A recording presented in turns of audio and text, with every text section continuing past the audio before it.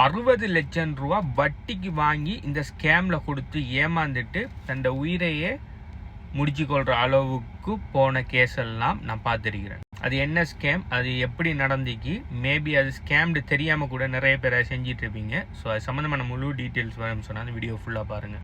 நம்ம 8 வகையான கிரிப்டோ கரன்சிக்குள்ளே இருக்கிற ஸ்கேமுகளை பற்றி பார்த்துட்டு வரோம். அதில் முதல் வீடியோவில் ஃபிஷிங் ஸ்கேம், ரக் புல்ஸுகளை பற்றி நம்ம ஆல்ரெடி பார்த்துட்டோம். இப்போ நம்ம பார்க்க போகிற அந்த 3வது ஸ்கேம் பார்த்தீங்கன்னு சொன்னால் பொன்சி பிரமிட் ஸ்கீம் ஸ்கேம். இதுதான் பரவலாக நம்மளோட தமிழ் பேசுகிற இந்த கம்யூனிட்டிக்குள்ளே நடந்துட்டு இருக்கிற ஸ்கேம் உண்டு.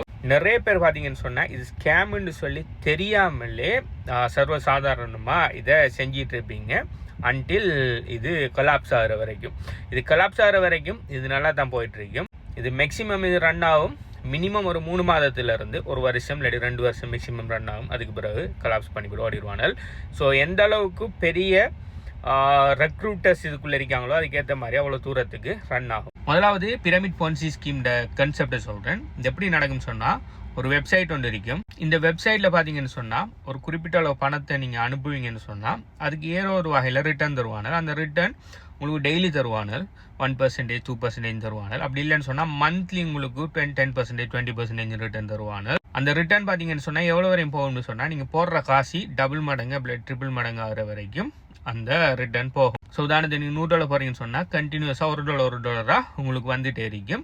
எப்போ வரையும் வரும்னு சொன்னால் உங்களுக்கு $100, $300 இல்லாட்டி $200 ஆகிற வரைக்கும் வரும். ஓகே, இதுதான் பேசிக் கன்செப்ட். அதோட சேர்த்து அடிஷனலாக என்ன சொல்லியிருப்பானு சொன்னால், நீங்கள் யாரும் இந்த பிளாட்ஃபார்முக்கு ரெக்ரூட் பண்ணுவீங்கன்னு சொன்னால், அதாவது ரெஃபர் பண்ணுவீங்கன்னு சொன்னால் அவங்க போடுற பணத்திட 10%, 20% உங்களுக்கு தரும்னு சொல்லுவாங்க. உதாரணத்துக்கு ஒரு ஆளை நீங்கள் ரெஃபர் பண்ணுறீங்க, அவர் ஒரு $100 போடுறான்னு சொன்னால் உங்களுக்கு இன்ஸ்டண்ட்டாகவே $10 வரும். ஆனால் நீங்கள் டெய்லி அவனால் தர ரிட்டர்ன் எடுக்கிறதுக்கு 10 நாள் போகும்.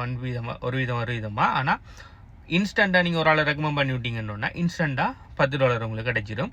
அதே மாதிரி $100 இன்வெஸ்ட் பண்ணுற ஒரு 10 பேர், அப்படி $1000 இன்வெஸ்ட் பண்ண ஒரு ஆளை இன்வெஸ்ட் பண்ணினாலே உங்களுக்கு இன்ஸ்டண்ட்டாக நீங்கள் போட்ட அமௌண்ட் வந்துடும். ஸோ இது ஒரு நல்ல பிஸ்னஸாக இருக்கிறதால அநேகமான ஆக்கள் என்ன பண்ணுவாங்கன்னு சொன்னால் பயங்கரமாக ஆக்கள் சேர்ப்பாங்க இதுக்குள்ளே. அவங்களோட ஃப்ரெண்ட்ஸ், ஃபேமிலி எல்லாருக்கிட்டையும் போய் இப்படி ஒரு இன்வெஸ்ட்மெண்ட் பிளாட்ஃபார்ம் பண்ணுறீங்க, நல்ல ரிட்டர்ன் வருது, இங்கே பாருங்கள் எனக்கு இவ்வளோ ரிட்டர்ன் வந்துருக்கு, நான் போட்ட ஆசை திரும்ப எடுத்துட்டு நீங்களும் போட்டு ஒரு கோடி இருக்குன்னு சொன்னாங்க, ஒரு கோடியை போடுவீங்கன்னு சொன்னால் 2 கோடி 3 கோடி அவளியால் எடுக்கலாம்னு சொல்லுவானு. ஸோ அப்போ அவங்க கேட்பாங்க என்ன விஷயம் இது, எப்படி அவனை காசு தராங்கன்னு சொன்னால் அங்கே தான் இவனை சொல்லுவானு, ஓகே நாங்கள் கிரிப்டோ கரன்சியில் ட்ரேட் பண்ணுறேன்னு சொல்லுவாங்க. சில நேரம் கிரிப்டோ கரன்சி மைனிங் பண்ணுறோம், க்ளவுட் மைனிங் பண்ணுறேன்னு சொல்லுவாங்க. அப்படி இல்லைன்னு சொன்னால் நாங்கள் அட்வர்டைஸ்மெண்ட் கிளிக் பண்ணுறோம் அப்படி சொல்லுவாங்க. அப்படி இல்லைன்னு சொன்னால் அமேசான் ப்ராடக்ட்ஸ் எல்லாம் நாங்கள் பல்காக வாங்கி விற்கும், அதுக்குரிய இன்வெஸ்ட்மெண்ட் நீங்கள் எல்லாருமே க்ரௌட் பூலிங் மாதிரி நீங்கள் காசு தாரீங்க, அதை எடுத்து நாங்கள் செஞ்சு நாங்கள் ஆப்ரேட் பண்ணி உங்களுக்கு லாபம் தாரோம். இதுதான் இவனல்ற உள்ளுக்கு ஒரு கதையாக இருக்கும். ஆனால் உண்மையாக அவனில் என்ன செய்கிறேன்னு சொன்னால் அவனுக்கு சொல்கிற அந்த ட்ரேடிங்கோ மைனிங்கோ அந்த அமேசானில் சாமான் விற்கிறதோ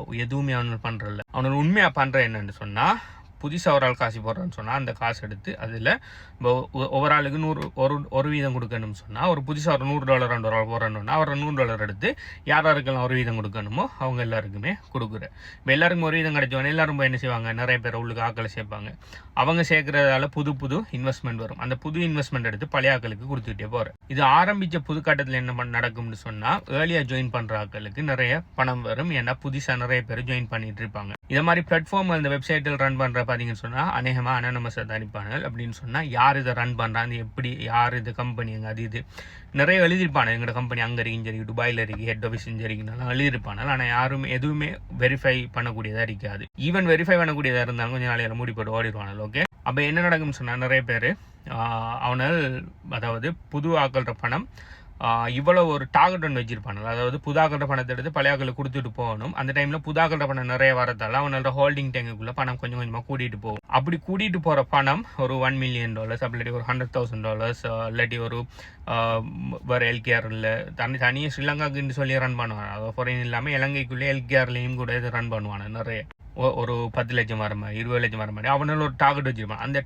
டார்கெட் அவர் ரீச் ஆகின உடனே என்ன பண்ணணும்னா வெப்சைட்டை க்ளோஸ் பண்ணி போட்டு அவ்வளோ பணத்தை எடுத்து போட்டு ஆள் மாறிடுவானல். கடைசியாக நீங்கள் யாரை நம்பி காசு போட்ட, உங்களோட ஃப்ரெண்டு ஒரு ஆள் சொல்லி காசு போட்ட, நீங்கள் அந்த ஃப்ரெண்டு சண்டை போவீங்க, அந்த ஃப்ரெண்டுக்கு இன்னொரு ஃப்ரெண்டு வெளியே போயிரு, அவர்கிட்ட போய் சண்டை போவார். இப்படி செயினில் யாரெல்லாம் சேர்த்துட்டாங்களோ எல்லோரும் மாறி சண்டை பிடிச்சிட்டு ஃப்ரெண்ட்ஷிப் இல்லாமல் ஆகி ரிலேஷன்ஷிப் இல்லாமல் ஆகி பெரிய பிரச்சனையில் போய் நிற்கும். இப்படி ஒரு பிரமிட் பொன்சி ஸ்கீமில் ஒரு உண்மையாக நடந்த கதை. இதை மாதிரி கிட்டத்தட்ட மோர் தென் 50-60க்கு மேலே ஸ்டோரி எங்களுடைய ஹெச்பியூ டெலிகிராம் சேனலில் போட்டிருக்கிறேன். அவங்க என்கிட்ட வந்து சென்ட் பண்ணின வாய்ஸ் மெசேஜோட சேர்த்து அதுக்குடைய அவேர்னஸாக நிறைய போட்டிருக்கேன். வேறு பேரில் இப்போ பொன்சி பிரமிட்னு சொன்னால் ponzi.com pyramid.com இருக்க மாட்டேங்கி வேறு பேரில் ரன் பண்ணுவானால் அதோட காமன் பேர் தான் இந்த பிரமிட் ஸ்கீம் இல்லாட்டி பொன்சி ஸ்கீம்னு சொல்கிறது.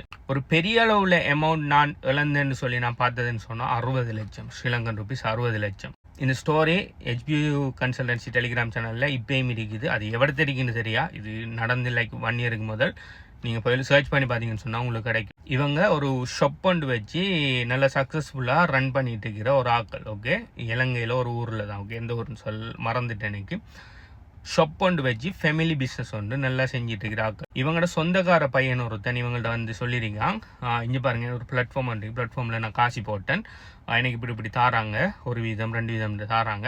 நான் ஆல்ரெடி காசு போட்டேன், இந்த காசு எல்லாத்தையுமே நான் எடுத்துட்டேன். இப்போ எனக்கு லாபம் வந்துட்டு இருக்குது, ஆல்மோஸ்ட் நான் டபுள் பண்ணிட்டேன். நான் ஒரு 1 லட்சம் என்ன போட்டு இப்போ நான் 2 லட்சம் எடுத்துட்டேன்னு சொல்லி அவன் வந்து சொல்லியிருக்கான், நீங்களும் போடுறேன்னா போடுங்கன்னு சொல்லியிருக்கான். இதுக்கு அந்த சனம் எல்லாத்தையும் பார்த்து போட்டு அவன் ஏர்னிங் ப்ரூவ் அவன் பேங்குக்கு அவன் விட்ரோ பண்ணினேன் எல்லாத்தையுமே பார்த்து போட்டு ஓகே அப்போ நம்மளும் போடுவோம்னு சொல்லி போட்டு இவங்க என்ன செஞ்சிருக்காங்கன்னா, இவங்க ரன் பண்ணிட்டு இருக்கிற அந்த கடையை கொண்டு போய் மோர்கேஜ் பண்ணி, இவங்களோட சொந்த கடை, எந்த விதமான கடனும் இல்லை ஒன்றும் இல்லை, அதை கொண்டு போய் மோர்கேஜ் பண்ணி பேங்க்ல இருந்து 40 லட்சமோ 50 லட்சம் எடுத்து அதுக்குள்ளே போட்டிருக்காங்க. அவங்க போட்டு 1 பேமெண்ட்டோ 2 பேமெண்ட் தான் மந்திரிக்கு, அதுக்கு பிறகு முடி போட்டு ஓடிட்டானால் இப்போ மோர்கேஜ் கட்டிட்டு இருக்காங்க.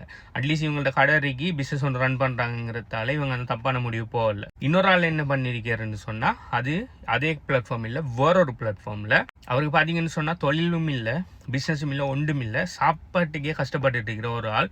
அவர்கிட்ட ஒருவன் போய் சொல்லியிருக்கேன், இப்படி காசு போட்டால் காசு வருது, இதில் நீ செஞ்சு என்னன்னா உன்னோட வாழ்க்கையை முன்னேற்றலான்ட்டு ஒருவன் போய் தலையை கழிக்கிறீங்க. அவனோட 10% கமிஷனுக்காக அவரும் நம்பி என்ன பண்ணிக்கன்னு சொன்னால், மீட்டர் வட்டின்னு சொல்லுவாங்க, வட்டி ஒவ்வொரு நாளும் அதிகரிச்சுட்டு போகிற மாதிரி சம்திங் ஏதோ வட்டிக்கு வாங்குற ஒரு ஆள்கிட்ட போய் அவர்கிட்ட 10 லட்சம் 20 லட்சம் எனக்கு அமௌண்ட் சரியாக மறந்து வைத்து நான் நினைக்கிறேன் அந்த 40 லட்சம் கேஸ் 60 லட்சம் கேஸ் இவருன்னு நான் நினைக்கிறேன் சம்திங் ஏதோ வாங்கி என்ன பண்ணிக்கணும்னா வட்டிக்கு வாங்கி போட்டிருக்காரு. ஏன்டா ஃபாஸ்ட்டாக பணம் வரப்போகுது, டபுள் ட்ரிபிள். இந்த பிளாட்ஃபார்ம் பார்த்தீங்கன்னு சொன்னால் 1 வீதம் எல்லாம் கொடுக்குறதில்ல, நீங்கள் காசு போட்டால் ஒரு 1 வீக்குள்ளே உங்களோட பணத்தை டபுள் பண்ணுறேன். எப்படி ஃபாஸ்ட் 1 வீக்குள்ளே டபுள். இப்போ நீங்கள் 1 கோடி ஓட்டிங்கன்னா ஒரு வீக்கில் 2 கோடி.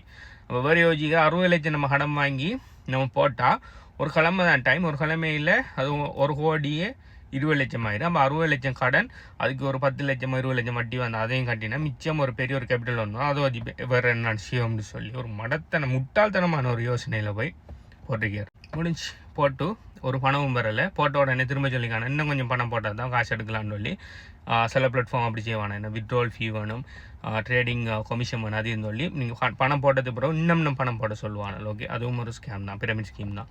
அதுக்கு பிறகு என்ன செய்கிற மீட்டர் வட்டி எங்களை மீட்டர் ஓடிட்டு போகுது, பணம் பெய்து, ஆல்ரெடி ஒரு தொழிலும் இல்லை ஒன்றும் இல்லை, தன்னோட உயிரை மாய்க்கிறன்னு சொல்லி முடிவெடுத்து எல்லாம் செஞ்சு விட்டு வந்து மெசேஜ் போட்டார், நான் ஒன்றும் செய்யாதீங்க, அப்படி செய்யாதீங்க, இது வாரேன், ஒன்றுமே எடுக்கல, அது வெளியால் எடுக்காட்டி எனக்கு அதை தவிர ஒரு வழி இல்லைன்னு சொல்கிறாரு. அப்புறம் நான் அட்வைஸ் எல்லாம் பண்ண போலீஸில் கம்ப்ளைண்ட் கொடுங்க அது இதுன்னு சொல்லி அவர் அப்புறம் என்ன நடந்தேன்னு சொல்லி எனக்கு தெரியல. ரீசெண்டாக நான் இந்த வீடியோ போடுறதுக்கு ஒரு 1 மந்த்துக்குள்ளே நினைக்கிறேன் ஒரு ஆளுக்கு ஃபாரின் லேடி ஒன்று மெசேஜ் பண்ணி ஃப்ரெண்ட் ஆகி அது லவ் ஆகி அது அங்கே கதைக்கிறது லேடின்னு அவர் நினைக்கிற அது லேடி இல்லையா, அது ஒரு ஸ்கேமர். லவ் ஆகி இது செஞ்சு நீங்கள் வாங்க நம்ம பிஸ்னஸ் ஒன்று பண்ணுவோன்னு சொல்லி ஒரு பிளாட்ஃபார்ம் ஒன்றில் வர்ற பணத்தை போட வச்சு போட்டு திரும்ப பணத்தை கட்டிட்டு போகக்குள்ள அதுக்கு பிறகு டவுட் வந்து இப்போ அந்த பணத்தை வெளியில் எடுக்கலாம்னு கட்டு வர்றாரு. ஸோ பார்த்தீங்கன்னு சொன்னால் நான் சொன்ன 8 ஸ்கேம்லேயும் ஆக கூடுதலாக நம்ம தமிழ் பேசுகிற ஆட்கள் மாற்றுறது, ஏமாறுறது, லொஸ் பண்ணுறது இந்த பிரமிட் பொன்சி ஸ்கீமில் தான். ஸோ இதை ஈஸியாக எப்படி கண்டுபிடிக்கிறேன்னு சொன்னால், உங்களோட பணத்தை ஏதோ ஒரு பிளாட்ஃபார்முக்குள்ளே அனுப்பி அது பெருக்கி தாரம்னு சொல்லி யாராவது சொல்லுவான்னு சொன்னால் அது பிரமிட் ஸ்கீம். அது என்ன ஷேப்பில் இருந்தாலும் சரி, என்ன வடிவில் இருந்தாலும் சரி, வெப்சைட் எவ்வளோ அழகாக இருந்தாலும் சரி, அது பிரமிட் ஸ்கீம். எக்ஸ்சேஞ்சுன்றலாம் சொல்லுவானால் நம்பிடாதீங்க. ஸோ இதில் பார்ட் 3 வீடியோவில் இதுக்கு அடுத்ததாக இருக்கிற முக்கியமான ஸ்கேமர்களை பற்றி கதைக்கேன். ப்ளீஸ் மற்ற ஸ்கேமரோட வீடியோஸையும் கட்டாயம் பாருங்கள். ஏன்னா இதில் இருக்கிற நிறைய ஸ்கேம்டு தெரியாமலே நிறைய பேர் செஞ்சுட்டு இருக்கீங்க.